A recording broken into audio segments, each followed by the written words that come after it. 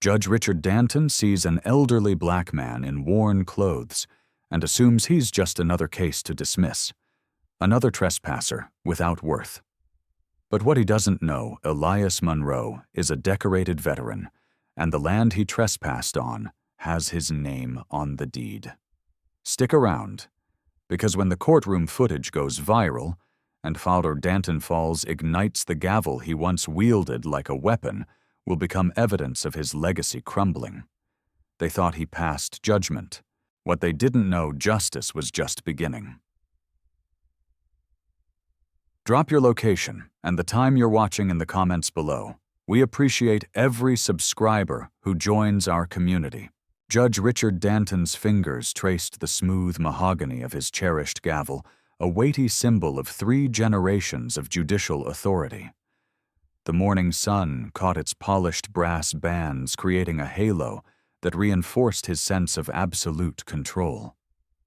Every creak of his leather chair, every rustle of his pressed robes reminded him of his unassailable position. The defendant before him was just another face in an endless parade of the guilty. Elias Monroe, elderly, black, standing there with an inexplicable serenity that made Judge Richard Danton's jaw clench. The man's military posture and unwavering gaze felt like a challenge to the natural order. His order. "We'll make this quick." Judge Richard Danton announced, his voice carrying that practiced tone of bored authority that had served him well for decades. The words barely left his lips when a young law clerk's phone captured the moment, its subtle click, nearly lost in the courtroom's reverent silence. A flicker of something, was it doubt, passed through Judge Richard Danton's mind as Monroe's eyes met his. Those eyes held something. Recognition. The judge's grip tightened on his gavel knuckles, whitening. "Mr. Monroe, this court finds you guilty of trespassing. 30 days. The gavel struck with particular force, its crack echoing off the marble walls. Murmurs rippled through the gallery. Judge Richard Danton noticed several phones raised, recording. His temple pulsed. How dare they question his judgment? He polished his gavel with his sleeve, a nervous habit he'd developed over years on the bench. "Your Honor." A voice cut through the whispers. "The defendant is a decorated Vietnam veteran. His property deed was simply misplaced during his hospital stay." The public defender's words hung in the air like smoke. Judge Richard Danton's world tilted slightly. The phones were still recording. The hashtag Chahar Danton Decree was already spreading across social media. His authority, once absolute as sunrise, felt suddenly fragile as frost. Have you ever felt your power questioned? The thought burned through Judge Richard Danton's mind as he remembered his father's words from decades ago. A Danton's judgment is never wrong. But the quiet dignity in Monroe's eyes told a different story. Drop 1 in the comments if you've ever witnessed justice turn to prejudice. The morning sun that had seemed so affirming now felt harsh and exposing. Judge Richard Danton's gavel, this symbol of generational authority, sat heavy in his hand. Would his power survive this challenge to its foundations? The answer was already writing itself across social media, one damning share at a time. His empire of absolute authority was about to face its greatest test, and for the first time in 3 generations, a Danton felt the cold wind of accountability blowing through his courtroom. Judge Richard Danton strides through the courthouse corridors, fingers trailing along the polished mahogany panels that have witnessed 2 decades of his rulings. The afternoon sunlight catches his gavel pin, a gift from his mentor, Judge Harrison Wells, who taught him the necessity of swift, uncompromising justice. That lesson had served him well, hadn't it? Yet the morning's case lingers like a persistent shadow. Back in his chambers, Richard Danton pulls out the Monroe file, his usual methodical confidence wavering. The defendant's military service record glares up at him. 40 years of honorable service, multiple commendations. The trespassing had occurred at the Veterans Memorial Park he had helped establish. Something twists in Danton's stomach. A knock interrupts his thoughts. "Judge Danton, there's something you should see." His clerk's voice carries an unusual edge. The local news website loads on his computer screen, pattern of prejudice judges' rulings under scrutiny. His throat tightens as he scrolls through meticulously documented statistics. Elderly defendants receiving harsher sentences, particularly veterans, a pattern stretching back years. Richard Danton's hand instinctively reaches for his gavel, pinned thumb rubbing its surface as memories surface unbidden. Judge Wells's voice echoes, "The bench demands decisive action, Richard. Hesitation breeds chaos." But hadn't Wells faced his own ethics investigation before retiring? The pin feels heavier now. A research paper catches his eye. Judicial Bias in Veterans Cases, a Systematic Review. The data is damning. Unconscious prejudices affecting judgment, particularly among judges from non-military backgrounds, like himself. Richard Danton's chest constricts as he recognizes his own patterns reflected in the clinical analysis. His phone buzzes, a message from Judge Wells. "Stand firm, Richard. We've always done things this way." The words that once brought comfort now taste like ash. The afternoon sun catches his gavel pin again, and for the first time its gleam seems less like authority and more like a warning. Have you noticed how similar cases played out differently? The question comes from Judge Chen, passing by his open door. Her expression carries no judgment, but her words cut deep. Richard Danton begins pulling files, his hands trembling slightly. Case after case confirms the pattern, his pattern. A local veterans advocacy group has started reviewing his past rulings. Their preliminary findings trend on local news sites. Danton justice gains traction, each mention a hammer blow to his carefully constructed reputation. The courthouse whispers grow louder. Type legacy if you've ever questioned your long-held beliefs. His mentor's teachings crumble under scrutiny. Judge Wells had shaped him, but had also shaped his prejudices. Richard Danton faces his reflection in the window, the gavel pin on his lapel catching the light. "We dispense justice," Wells always said, "not mercy, but whose justice the question burns." The afternoon stretches into evening as Richard Danton confronts his legacy. Each file represents a life affected by his rigid adherence to efficiency. The weight of his gavel pin becomes unbearable. He removes it, placing it on a stack of files, a small act of rebellion against years of ingrained behavior. Statistics don't lie. Defendants like Monroe received sentences averaging 60% longer in his courtroom. Richard Danton's carefully maintained world begins to crack. The foundations of his judicial philosophy, built on Wells' teachings, reveal their flaws in the harsh light of data and conscience. The next case will begin soon. Richard Danton stands at his chamber window watching the sunset paint the courthouse steps. The gavel pin lies abandoned on his desk, its significance transformed from a symbol of authority to a reminder of necessary change. The question isn't whether he'll face consequences, it's whether he can face himself. The sunlight streaming through the courthouse windows felt accusatory as Judge Richard Danton stared at his phone, watching the Danton Justice hashtag climb Twitter's trending list. His hands, usually steady on the bench, trembled slightly as he scrolled through countless posts sharing the courtroom footage. The moment he'd sentenced Elias Monroe played on loop across social media, each replay revealing something he'd missed in his haste. The veteran's medals glimpsed beneath his worn jacket, the quiet dignity in those aged eyes. A knock at his chamber door made Judge Richard Danton start. His clerk entered face grave. "Sir, CNN is running the story. They've uncovered similar cases, other veterans' minorities all receiving unusually harsh sentences in your courtroom." The words landed like physical blows. Judge Richard Danton's jaw clenched, as he remembered each case, each time he'd wielded his authority without pause. His gavel, that symbol of justice he'd always revered, sat accusingly silent on his desk. Judge Richard Danton reached for it, the polished wood no longer offering comfort. Instead, his reflection in its surface seemed to mock him, distorted and unrecognizable. Had he always looked this way to others? This tyrannical. The phone buzzed again. Local news wanted comments on Dr. Naomi Monroe's press conference. Judge Richard Danton's stomach churned as he watched the footage. She stood, tall credentials, impeccable voice, unwavering, as she detailed the pattern of bias in his rulings.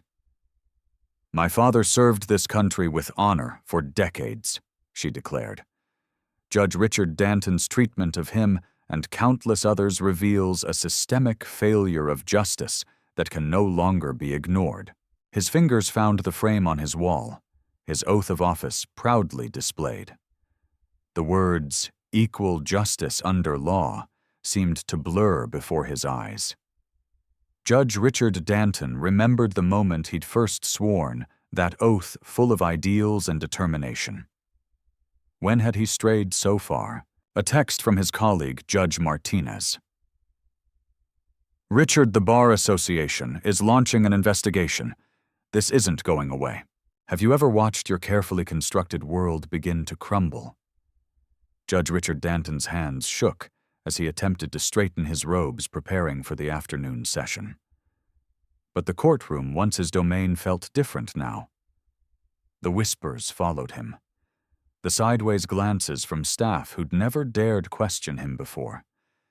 Even his gavel's strike seemed to echo differently, each bang a reminder of power misused. Type "justice" if you believe every judge should face accountability scrolled across his screen as another viral video gained traction. Judge Richard Danton closed his eyes, the weight of decades of unchecked authority pressing down on him. The very system he'd used as a shield was now exposing every flaw in his judgment. The afternoon sun cast prison bar shadows across his chamber floor. For the first time, Judge Richard Danton truly saw them and understood. He had become exactly what he'd sworn to stand against. His gavel, once a symbol of authority, now felt like evidence of his fall. Officer Richard Danton grips the polished wood of his judge's bench, his knuckles white against the dark grain, as the protesters' chants seep through the courthouse's century-old walls. Their voices, once distant irritants, now pierce his carefully constructed fortress of authority. The leather of his chair, usually a throne of comfort, feels like a witness stand. His eyes fix on the stack of documents before him.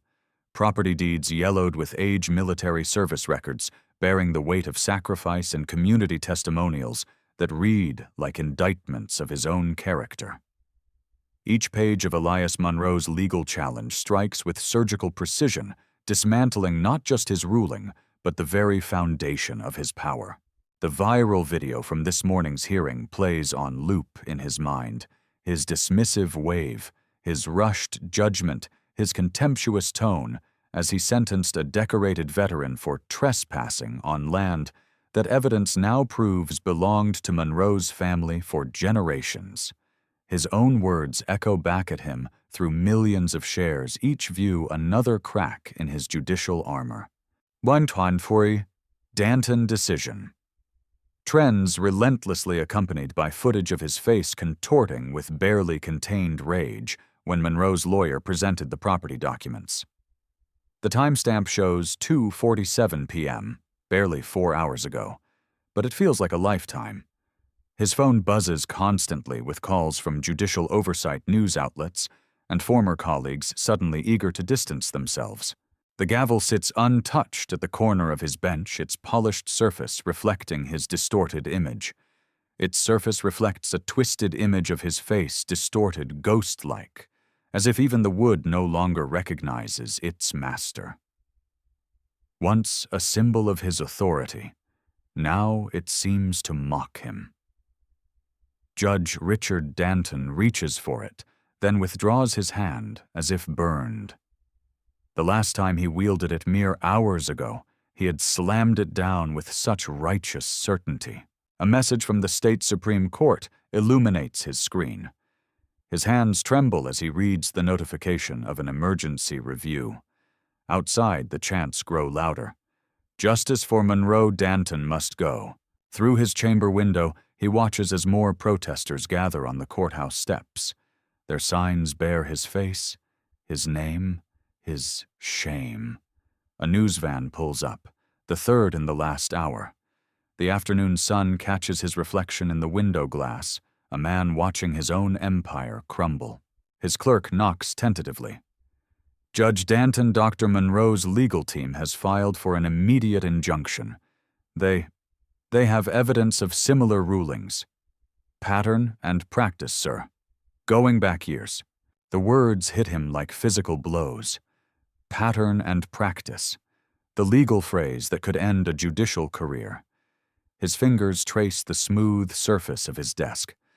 How many lives had he altered from this very spot, secure in his prejudices, protected by his position? Also, sir, his clerk continues, voice barely a whisper. The video. It's reached 10 million views. CNN is running it at the top of the hour. Judge Richard Danton sinks deeper into his chair, the leather creaking beneath him. The sound reminds him of his father's judicial robes of lessons learned at that man's knee, about maintaining order, about knowing one's place. Lessons that now reveal themselves as carefully coded prejudice. The protesters' chants shift. No more bias on the bench. Their voices carry the weight of generations of similar injustices, of all the Elias Monroes who came before, who faced judges just like him. A movement catches his eye. Dr. Monroe himself emerging from a car below. Despite everything, the elderly veteran stands straight-backed, dignified. Their eyes meet across the distance, and in that moment, Judge Richard Danton feels the full weight of his position crush him. His computer chimes with another email. The Bar Association. His hands shake so badly he can barely click to open it. The words swim before his eyes. Emergency Ethics Review. Immediate suspension pending investigation. Handitoren, type justice served if you believe every judge should be held accountable. The gavel falls from his bench, the sound of it hitting the floor lost beneath the roar of justice finally being demanded. Judge Richard Danton, a man who once commanded silence with a mere look, now sits powerless. As the truth echoes through his chambers, he has become the accused, and his sentence is being delivered by the court of public opinion. In the growing dusk, the protesters' signs glow under media lights, each one a testament to his failure. The justice system he thought he served has turned its eye upon him, and he finds himself wanting. Tomorrow's headlines already write themselves in his mind. But for now, all he can do is sit in his chambers watching as the consequences of his actions finally catch up to him, wondering how many lives he altered before justice finally found its way to his bench. Judge Richard Danton stands before the bench, his hands trembling as they trace the polished surface where moments ago he sat in assumed supremacy. The courtroom's harsh fluorescent lights feel like an interrogation lamp, now exposing every flaw in his character, every biased decision he's made over his 15-year tenure. The weight of his judicial robes feels suffocating as Richard Danton watches Elias Monroe enter the courtroom, walking with the quiet dignity that he had so callously dismissed hours earlier. The veteran's medals catch the light, each one a testament to sacrifices made for the very justice system Danton had corrupted. Your Honor. Monroe says, but the title sounds like an indictment now. Richard Danton's fingers close around his gavel, his longtime symbol of authority, and for the first time he truly feels its weight. Not as power, but as responsibility betrayed. I was wrong, Mr. Monroe. Richard Danton's voice cracks, echoing through the hushed courtroom. Security cameras capture every moment, every tremor in his voice, as DantonFalls continues trending nationwide. I saw your age, your weathered clothes, and I made assumptions that shamed not just this court, but the very principles of justice I swore to uphold. The admission feels like swallowing broken glass, but Richard Danton forces himself to continue. When you presented evidence of your property ownership, I dismissed it without proper review. When you spoke of your military service, I treated it as irrelevant. I allowed my prejudices to blind me to your humanity. A news crew quietly films from the back of the courtroom, the same crew that had captured his earlier abuse of power. Richard Danton can already imagine the side-by-side footage his previous arrogance contrasted with this moment of reckoning. The law demands equal justice. Richard Danton continues, his voice strengthening with resolve born of remorse. But I turned it into a weapon of prejudice. Your property rights were clear. Your dignity was evident. The failure was not in our laws, but in how I applied them. He lifts the gavel one last time, not to command silence, but to surrender it. This gavel will be displayed in the County Law Museum. Richard Danton declares, as a reminder that justice must see the person, not just the appearance, that true law serves dignity, not prejudice. The clack of the gavel against the display case resonates through the courtroom, one final sound of authority transformed into a note of atonement. Richard Danton feels tears burning his eyes as he watches his symbol of power become a testament to his failure. The State Bar Association will receive my resignation today. Richard Danton announces, his voice steady despite the tremors in his hands. But more importantly, Mr. Monroe will receive full restitution, and I will personally ensure that every case I've presided over is reviewed for similar bias. The cameras capture Elias Monroe's nod, not of forgiveness but of acknowledgement. It's more than Richard Danton deserves, he knows. Type justice served. If you believe true strength lies in admitting our prejudices, appears on screen as Richard Danton removes his judicial robes for the last time. Share this moment if you believe every person deserves to be seen, not judged. Fades in as the former judge steps down from his bench for the final time. The harsh fluorescent lights still shine, but now they illuminate a different truth. Justice isn't found in a gavel's authority, but in the humble recognition of human dignity. Richard Danton walks out of his courtroom, leaving behind his power, but carrying forward a weight far heavier. The responsibility to ensure his fall becomes a lesson in true justice. Because some lessons aren't written in law books, they're carved in regret.